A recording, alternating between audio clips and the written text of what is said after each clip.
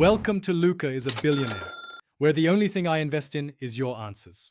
You start by verifying power and connectivity.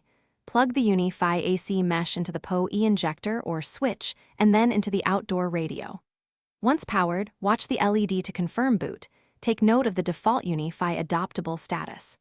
Make sure the controller software is reachable on your network, either Cloud Key, Unifi OS, or controller host. While the device boots, open the controller, prepare site settings, and keep firmware file handy if you need to stage an upgrade. You now adopt the AC mesh in the controller and assign a clear name and location to simplify management. Once adopted, configure radios. Use 4 GHz for client coverage and reserve 5 GHz for backhaul or mesh links to maximize throughput. Adjust channel width and transmit power based on interference.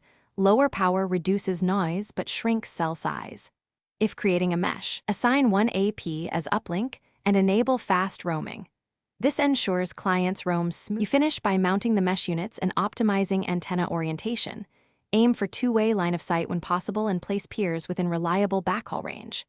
Once live, validate client RSSI and link rates in the controller. Look for values better than -65 dBm for good performance. If connectivity falters, reboot the PoE source, confirm firmware versions match, and enable debug logs to capture events. Finally, make incremental changes one at a time so you can isolate the cause quickly.